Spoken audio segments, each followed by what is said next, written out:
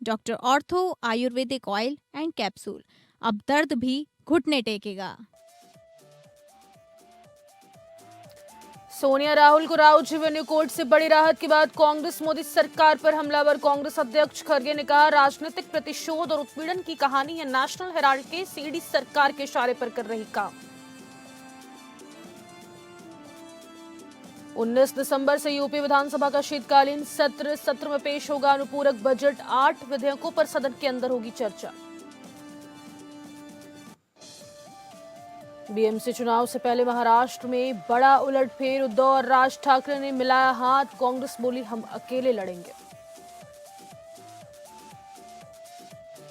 उत्तराखंड में धर्मांतरण कानून पर ब्रेक। राज्यपाल ने सरकार को लौटाया उम्र कैद सजा वाला बिल। और प्रदूषण से दिल्ली एनसीआर में हाहाकार। दिल्ली एनसीआर में सांस लेना हुआ मुश्किल। दिल्ली में किए गए कई बदलाव। सिर्फ BS6 गाड़ियों की एंट्री पीयूसी सर्टिफिकेट के बिना नहीं मिलेगा पेट्रोल डीजल।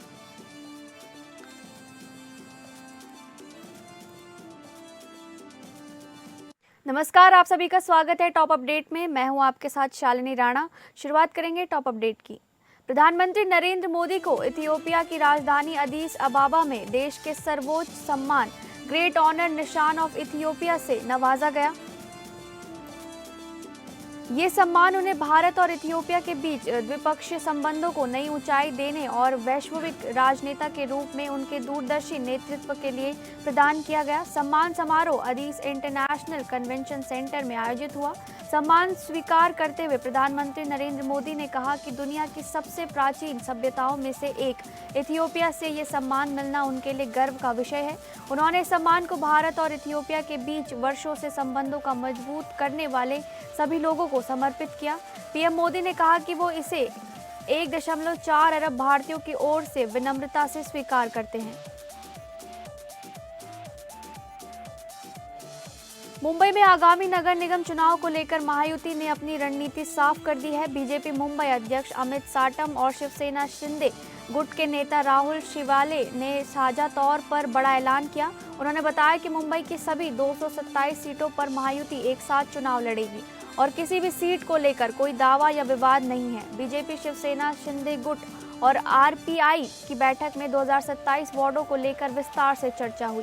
बैठक में तय हुआ कि महायुति का लक्ष्य 150 से अधिक नगर सेवक जिताकर लाना है। नेताओं ने कहा कि आज की बैठक में इस बात पर सहमति बनी कि महायुति मिलकर चुनाव लड़ेगी और मुंबई को महायुति को मेयर देगी। नवाब मलिक और एनसीपी अजीत पवार गुट को लेकर शिवसेना शिंदे की भूमिका वही है जो बीजेपी की है। रविवार को दिल्ली के रामलीला मैदान में कांग्रेस की रैली में प्रधानमंत्री नरेंद्र मोदी के खिलाफ अपशब्द कहे गए, जिसके चलते अब राजनीतिक विवाद बढ़ गया है। वहीं इसको लेकर अब उत्तराखंड के मुख्यमंत्री पुष्कर सिंह धामी का बयान भी सामने आया है। उन्होंने कहा कि जिनका आज राजनीति और समाज में कोई स्टार नहीं बचा, कांग्रेस आज उस युवराज के आदेश पर प्रधानमंत्री और उनकी माताजी के खिलाफ अभद्र और गंदी टिप्पणी कर रही है। यह कांग्रेस पार्टी की हताशा को दर्शाता है।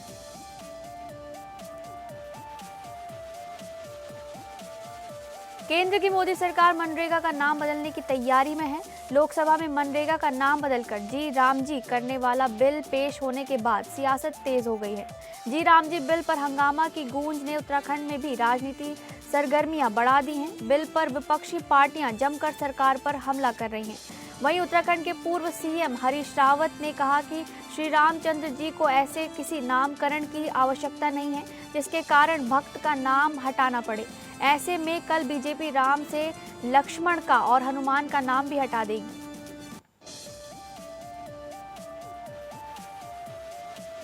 अंबेडकर नगर से एक दर्दनाक सड़क हादसा सामने आया है।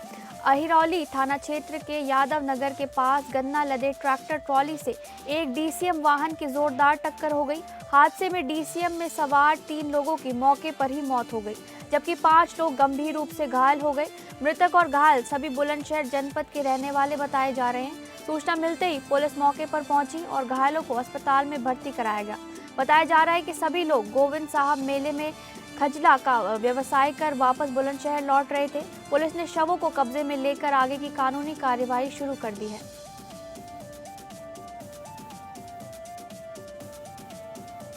जामो थाना क्षेत्र के भादर रोड पर संदिग्ध परिस्थितियों में बंद गोदाम में जोरदार विस्फोट हो गया। ब्लास्ट इतना भीषण था कि पूरी बिल्डिंग धराशायी हो गई और आसपास के इलाके में हड़कंप मच गया। मलबे में दबने से एक व्यक्ति की मौके पर ही मौत हो गई, जबकि एक अन्य गंभीर रूप से घायल हो गया।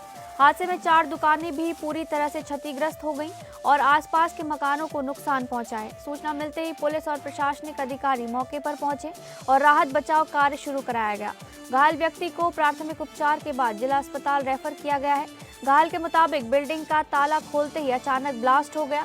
मामले की जांच जारी है। अमरोहा के नौगांवा सादात थाना क्षेत्र से एक दर्दनाक घटना सामने आई है। गांव भेड़ा भरतपुर में गृह कलेश के चलते एक विवाहिता ने फांसी लगाकर अपनी जान दे दी। विवाहिता की मौत की खबर मिलते ही परिवार में कोहराम मच गया। सूचना पर पहुंची पुलिस ने शव को कब्जे में लेकर पोस्टमार्टम के लिए भेज दिया है। मृतका के परिजनों ने पति पर हत्या का गंभीर आरोप लगाया है। परिजनों का कहना है कि विवाहिता को लगातार प्रताड़ित किया जा रहा था। फिलहाल पुलिस पूरे मामले की गंभीरता से जांच और पूछताछ में जुटी हुई है। बदायूं के थाना बिसौली क्षेत्र से एक दर्दनाक हादसे की खबर सामने आई है। परवेज नगर गांव निवासी हरद्वारी लाल की 24 वर्षीय बेटी मीना देवी को मिर्गी के दौरे पड़ते थे। बताया जा रहा है कि 14 तारीख को मीना देवी घर में चूल्हे के पास बैठी थी, तभी अचानक उसे मिर्गी का दौरा पड़ा। दौरे के दौरान वह चूल्हे पर गिर गई, जिससे वह गंभीर रूप से झुलस गई। परिजन उसे पहले जिला अस्पताल और फिर राजकीय मेडिकल कॉलेज लेकर पहुंचे। इलाज के दौरान मंगलवार को मीना देवी की मौत हो गई। सूचना पर पहुंची पुलिस ने शव को कब्जे में लेकर पोस्टमार्टम कराया और मामले की जांच शुरू कर दी है। चिबरामऊ कोतवाली क्षेत्र से दिल दहला देने वाली घटना सामने आई है। निगो मार्ग के पास झाड़ियों में एक महिला का बुरी तरह जला हुआ शव मिलने से गांव में हड़कंप मच गया। शव की हालत देखकर आशंका जताई जा रही है कि महिला को जिंदा जलाकर निर्ममता से हत्या की गई है। महिला के शरीर का ऊपरी हिस्सा पूरी तरह जला हुआ है, जबकि घुटने के नीचे बायां पैर आशंका रूप से सुरक्षित मिला है। महिला के पैर में काला धागा बंधा हुआ है, जिससे शव किसी कुंवारी लड़की का प्रतीत हो रहा है। ग्रामीणों का कहना है कि पहचान छिपाने के इरादे से शव को जलाया गया है। फिलहाल शव की शिनाख्त नहीं हो सकी है और पुलिस मामले की गंभीरता से जांच में जुटी हुई है। हरदोई जिले में मौधव थाना क्षेत्र से सनसनीखेज मामला सामने आया है। गुलाम नगर में पंचायत भवन के पास झाड़ियों में दुपट्टे से गला कसा हुआ युवती का शव मिलने से हड़कंप मच गया। बताया जा रहा है कि युवती नौकरी की तलाश में संडीला निकली थी, लेकिन वापस नहीं लौटी। परिजनों के मुताबिक युवती को आखिरी बार युवक इकबाल की बाइक पर देखा गया था। मंगलवार को शव मिलने के बाद परिजनों ने हत्या कर शव फेंके जाने का आरोप लगाया है। घटना की जानकारी मिलते ही एसपी अशोक कुमार मीणा मौके पर पहुंचे और परिजनों से पूछताछ की। पुलिस ने मामले के खुलासे के लिए कई टीमों का गठन कर जांच शुरू कर दी है। राशन वितरण को लेकर गांव में जनता का गुस्सा फूट पड़ा है। गंगेश्वरी ब्लॉक के ग्राम चंदन कोटा में डीलर के घर पर ग्रामीणों ने जमकर हंगामा किया। ग्रामीणों का आरोप है कि डीलर पिछले 7 से 8 महीनों से अंगूठा लगवाकर राशन हड़प रहा है। आधार कार्ड धारकों को भी कभी सर्वर तो कभी स्टाफ का बहाना बनाकर लौटा दिया जाता है। डीलर की मनमानी से करीब 30% उपभोक्ता दूसरे गांव में राशन लेने को मजबूर हैं। गुस्साए ग्रामीणों ने पूर्ति निरीक्षक हसनपुर में मामले की सख्त जांच की मांग की है। ग्रामीणों ने चेतावनी दी है कि अगर स्टॉक और वितरण की जांच नहीं हुई तो आंदोलन किया जाएगा। वहीं डीलर ने आरोपों को बेबुनियाद बताते हुए राशन बांटने का दावा किया है। बदायूं के थाना उसावा क्षेत्र में तेज रफ्तार ट्रैक्टर ट्रॉली ने कहर बरपा दिया। उसावा कस्बे के एफएम हाईवे पर शराब के ठेके के पास खड़ी बुलेरो को ट्रैक्टर ट्रॉली ने टक्कर मार दी, जिसके बाद बुलेट सवार युवक ट्रैक्टर का पीछा करने लगे। शाहजहांपुर बॉर्डर के पास काली मंदिर के निकट ट्रैक्टर ट्रॉली चालक ने तेज रफ्तार में बुलेट पर सवार 3 युवकों को रौंद दिया। हादसे में तीनों युवक गंभीर रूप से घायल हो गए, जिन्हें जिला अस्पताल ले जाया गया। डॉक्टरों ने 25 वर्षीय बंटू और 25 वर्षीय दिनेश को मृत घोषित कर दिया, जबकि 28 वर्षीय मनोज का इलाज जारी है। घटना की सूचना मिलते ही परिजन अस्पताल पहुंचे, जहां रो रो कर उनका बुरा हाल है। ट्रैक्टर ट्रॉली चालक वाहन छोड़कर फरार हो गया। पुलिस ने वाहन कब्जे में लेकर शवों को पोस्टमार्टम के लिए भेजने की कार्यवाही शुरू कर दी है। बदायूं के मालवीय आवास गृह पर आशा कर्मियों ने अपनी मांगों को लेकर अनिश्चितकालीन धरना शुरू कर दिया। ये धरना उत्तर प्रदेश आशा संगीनी वर्कर्स यूनियन के तत्वाधान में किया जा रहा है। आशा कर्मियों का कहना है कि वे लगातार अपनी सेवाएं दे रही हैं, लेकिन कई महीनों से उनका भुगतान नहीं किया गया है। उन्होंने आरोप लगाया है कि आशा संगीनी राज्य और केंद्र सरकार की घोषित प्रोत्साहन राशियों में से वर्षों से वंचित हैं। कर्मियों ने सरकार और राष्ट्रीय स्वास्थ्य मिशन पर वादा खिलाफी का आरोप लगाया है। प्रदर्शन के दौरान मुख्यमंत्री को संबोधित एक ज्ञापन सिटी मजिस्ट्रेट को सौंपा गया। आशा कर्मियों ने चेतावनी दी कि मांगे पूरी न होने तक उनका धरना जारी रहेगा।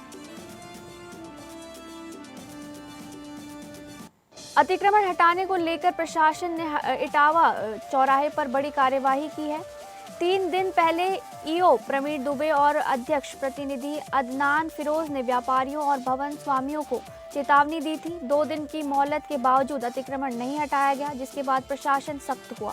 समय सीमा खत्म होने की आज सुबह नगर और जिला प्रशासन भारी पुलिस बल के साथ मौके पर पहुंची। पानी की टंकी से लेकर पुरवा तक बुलडोजर चलाकर सड़क किनारे किए गए अवैध निर्माण ध्वस्त किए गए। अभियान के दौरान दुकानों और मकानों के सामने बने पक्के चबूतरे और टीन शेड हटाए गए। प्रशासन की कार्रवाई से दुकानदारों में हड़कंप मच गया। वहीं अधिकारियों ने आगे भी सख्ती जारी रखने के संकेत दिए हैं। हमीरपुर जिले की सदर कोतवाली क्षेत्र में आशा बहू के साथ मारपीट का एक वीडियो सोशल मीडिया पर तेजी से वायरल हो रहा है। आशा बहू अपने रिश्तेदारों को देखने शहर के एक प्राइवेट हॉस्पिटल में गई थी। तभी वहां पहुंची एक महिला ने आशा बहू के साथ मारपीट की और उसका मोबाइल तोड़ दिया। घटना पास में ही लगे सीसीटीवी कैमरे में रिकॉर्ड हो गई। मारपीट करने वाली महिला नसरीन महिला अस्पताल की दलाल बताई जा रही है। मारपीट के बाद पीड़ित आशा बहू के साथ दूसरी आशा बहुएं भी शिकायत लेकर थाने पहुंची और मारपीट करने वाली महिला के खिलाफ कार्रवाई की मांग की है। कुछ दिन पहले ही महिला अस्पताल में महिला दलालों के खिलाफ कार्रवाई की मांग को लेकर आशा बहू ने डीएम को ज्ञापन दिया था। हमीरपुर जिले से बैंकिंग व्यवस्था पर सवाल खड़े करने वाला मामला सामने आया है। अजनर थाना क्षेत्र स्थित हमीरपुर डिस्ट्रिक्ट कोऑपरेटिव बैंक में कैश गिनते समय कैशियर पर 100 के 10 नोट गायब करने का आरोप लगा है। आरोप है कि ये पूरी घटना बैंक में लगे सीसीटीवी कैमरे में कैद हो गई। पीड़ित युवक का कहना है कि कैशियर ने 1000 रुपए कम होने का हवाला देकर उसे धमकाया। घटना के बाद युवक ने थाने में लिखित शिकायत देकर कार्रवाई की मांग की है। मामला सामने आने के बाद बैंक कर्मचारियों में भी चर्चा का माहौल बना हुआ है। फिलहाल पुलिस मामले की गहनता से जांच में जुटी हुई है। ग्राहकों से लाखों रुपए की धोखाधड़ी का एक और मामला सामने आया है। एलयूसीसी के नाम से संचालित चिटफंड कंपनी के खिलाफ शहर कोतवाली में 6 लोगों पर मुकदमा दर्ज किया गया है। आरोप है कि कम समय में रकम दोगुनी करने का झांसा देकर ग्राहकों से करोड़ों रुपए जमा कराए गए।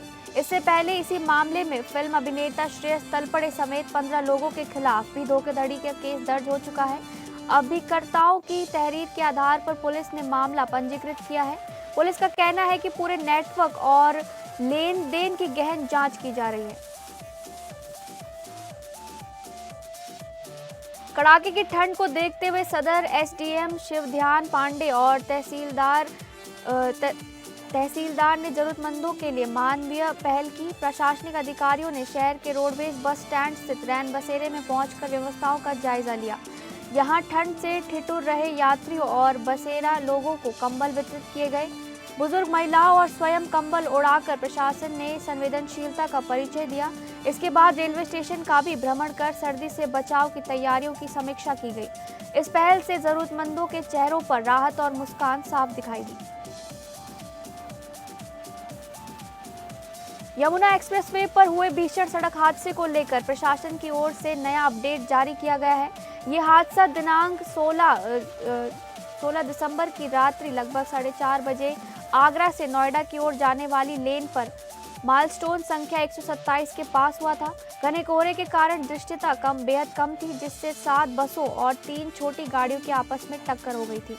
डॉक्टरों द्वारा किए गए प्रारंभिक परीक्षण में हादसे में 13 व्यक्तियों की मृत्यु की पुष्टि हुई है। घायल यात्रियों का इलाज विभिन्न अस्पतालों में जारी है और प्रशासन द्वारा उन्हें बेहतर से बेहतर उपचार उपलब्ध कराया जा रहा है। हादसे में 4 शवों की पहचान अभी तक नहीं हो सकी है, जिनकी डीएनए जांच कराकर परिजनों से संपर्क किया जा रहा है। इसके साथ ही हादसे के बाद एक्सप्रेसवे पर फंसे अन्य यात्रियों को सुरक्षित रूप से सरकारी वाहनों के माध्यम से उनके गंतव्य तक भिजवाया जा रहा है। मुरादाबाद आगरा हाईवे पर घने कोहरे के बीच बड़ा सड़क हादसा हो गया। कार और मैजिक वाहन की जोरदार टक्कर में 6 लोग घायल हो गए। हादसा इतना तेज था कि दोनों वाहनों के आगे के हिस्से क्षतिग्रस्त हो गए। दुर्घटना की सूचना मिलते ही कुंद्रकी थाना क्षेत्र पुलिस मौके पर पहुंची। पुलिस ने घायलों को एम्बुलेंस की मदद से सामुदायिक स्वास्थ्य केंद्र पहुंचाया। फिलहाल सभी घायलों का इलाज जारी है और पुलिस मामले की जांच में जुटी है। मुरादाबाद में देर रात 3 बजे से घना कोहरा छाया हुआ है। सुबह होते ही शहर की सड़कों पर कोहरे का असर साफ नजर आया। कोहरे के चलते सुबह 10 बजे तक सड़कों पर वाहनों का आवागमन बेहद कम रहा। दिल्ली लखनऊ रोड पर भी ट्रैफिक सामान्य दिनों की तुलना में काफी कम दिखाई दिया। कम दृश्यता के कारण वाहन चालकों को धीमी गति से चलना पड़ा। प्रशासन ने लोगों से सावधानी बरतने और जरूरत होने पर ही यात्रा करने की अपील की है। नोएडा के सेक्टर 49 इलाके में रेकी कर चोरी करने वाले शातिर गैंग का पुलिस ने खुलासा किया है। सेक्टर 49 थाना पुलिस ने एक बंद मकान में हुई चोरी की घटना का महज 12 घंटों में पर्दाफाश किया। परिवार खाटू श्याम मंदिर दर्शन के लिए बाहर गया था। इसी दौरान चोरों ने वारदात को अंजाम दिया। आरोपियों ने घर के बाहर खड़ी कार, 2 बाइक, नकदी, जेवरात और अन्य कीमती सामान चोरी किया था। पुलिस ने चोरी की गई कार, बाइक और करीब 20 लाख रुपए के आभूषण बरामद कर लिए हैं। जांच में सामने आया है कि पति पत्नी और साला मिलकर यह गैंग चला रहे थे, जिनके साथ एक दोस्त भी शामिल था। चारों आरोपियों को गिरफ्तार कर लिया गया है और गिरोह पर गैंगस्टर एक्ट समेत 2 दर्जन से अधिक मुकदमे दर्ज बताए जा रहे हैं।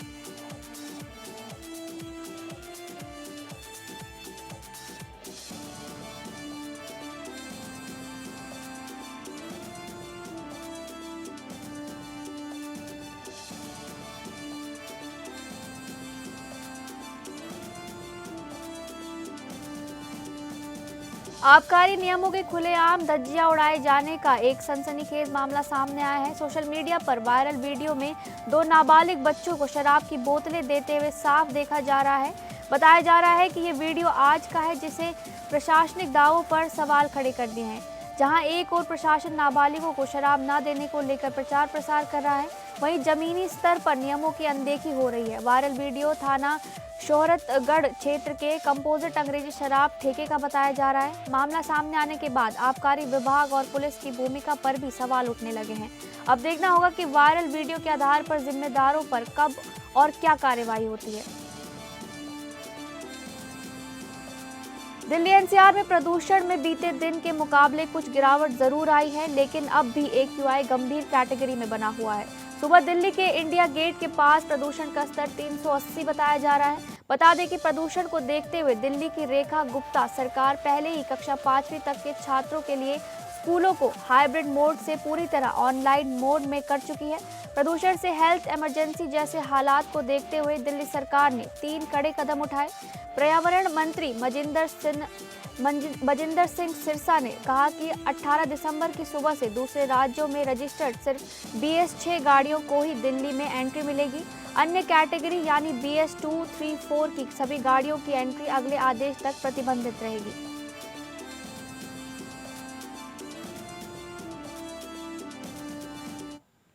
फिलहाल टॉप अपडेट में बस इतना ही। नमस्कार।